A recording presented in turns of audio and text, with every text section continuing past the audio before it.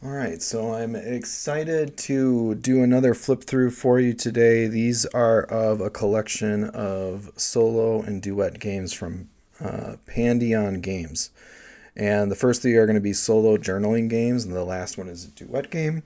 But let's dig into it. And these are available at Tabletop Bookshelf. I will be bundling them so you can get them all for a discount. So the first one is Waffles for Esther. This is a solo mystery journaling game of small town hijinks, and this is a nice example of a game that is exploring a very simple idea. You are a waiter or a waitress in a small diner, and your regular comes in, and you turn around, and they disappear. And you spend the rest of the game journaling and trying to determine what happened to Esther. The mystery is afoot, and there is nice little lighthearted, fun elements throughout this book.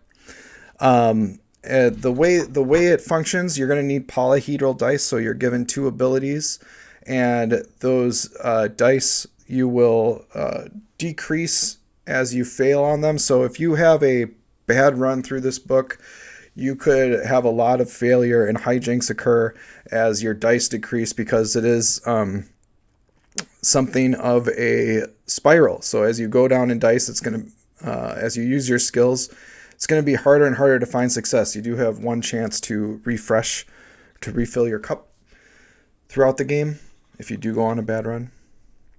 And then if you have successes, you get clues.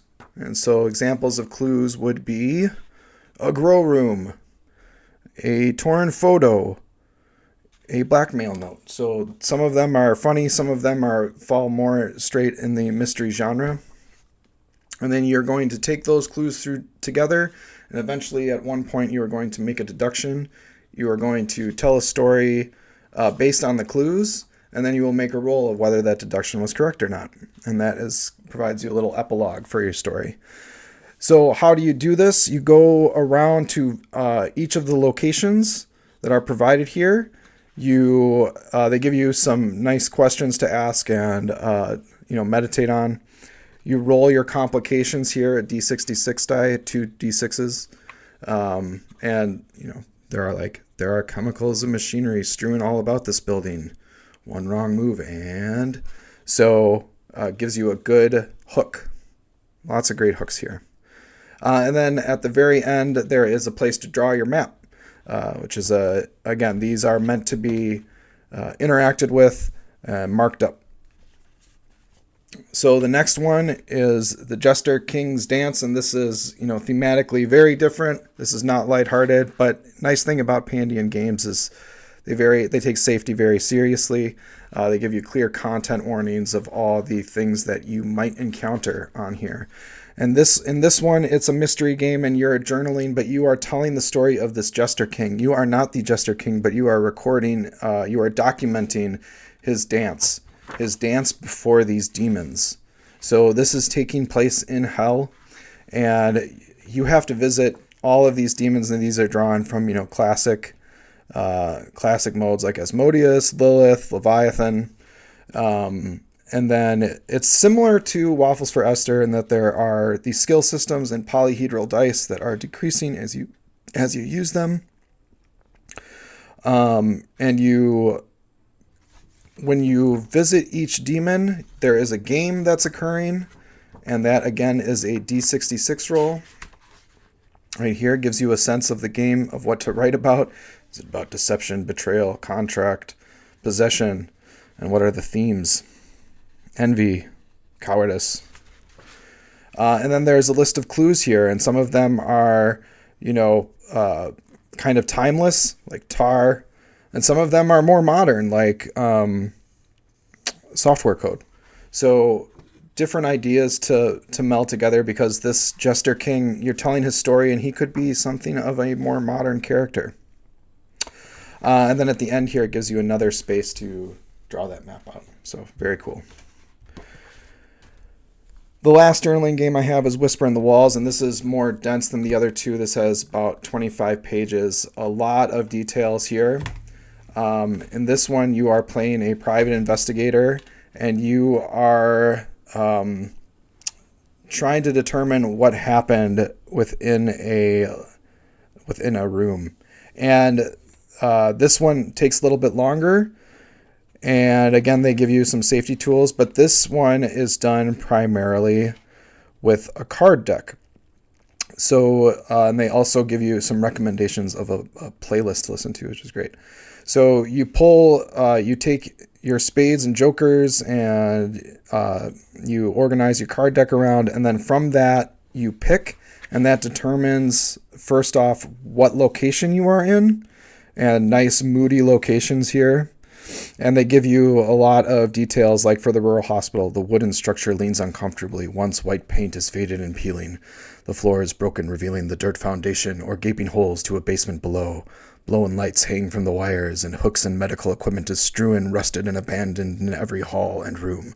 The structure groans. What was the last patient's illness? What was the hospital's specialty? What did the doctors do in secret? So great hooks for you to do your storytelling. More locations here, Masonic Lodge, and then the Joker gives you a sunken Leviathan. And then within this, as you play through the game, you draw from the top of your deck and you look at the prompt, and that gives you a sense of what happened. And a lot of these are, creepy and supernatural. So a great eye, fully formed with a lid, lashes and brows, opens above you, staring down at you. It runs through a series of emotions, ending with a large tear forming and dropping, staining the floor. What were the series of emotions? Did the tear leave a distinct pattern? Like, just great little details and great hooks to really get your imagination going. And there's a lot of them. But at the end, you are going to get to a conclusion. And the conclusion, on the final card, you resolve with the prompt. And there's also the possibility of the jokers. And the jokers, they may or may not be in your deck depending on how you want to play.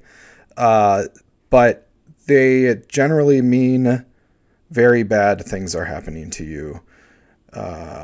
And on the second joker, they give you a flip here.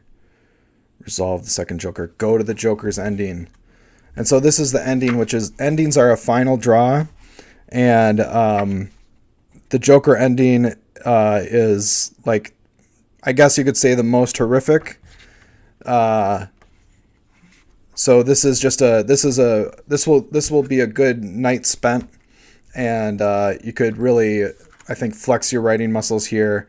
And really, it's just a good read all the way through, because all the little details here are really well crafted and defined, and fun to read. And then, the last thing I just want to share is Badger and Coyote. So Pandion just kickstarted the second edition of the game. This is the first edition of that game.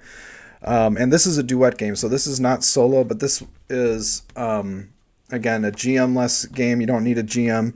And what I like about this system is there's an asymmetry here, and when you play it with someone, you're not supposed to be having direct communication with each other. The Coyote is able to communicate with the Badger, but there could be miscommunication. So there's even on here that Coyote has some social abilities, but they may fail and may have a miscommunication. And the Badger can only do certain things as well.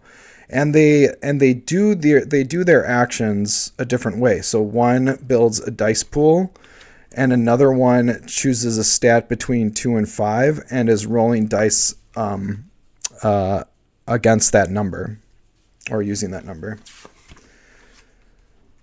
This is a smaller book, but it's a really self-contained idea, and it is a fun little way to spend an evening with someone you care about, and it's a cozy game too, right? So it's not a lot of games fall into this kind of genre where it's low stress and the stakes are, I guess you could say, not as high, right? So you build goals.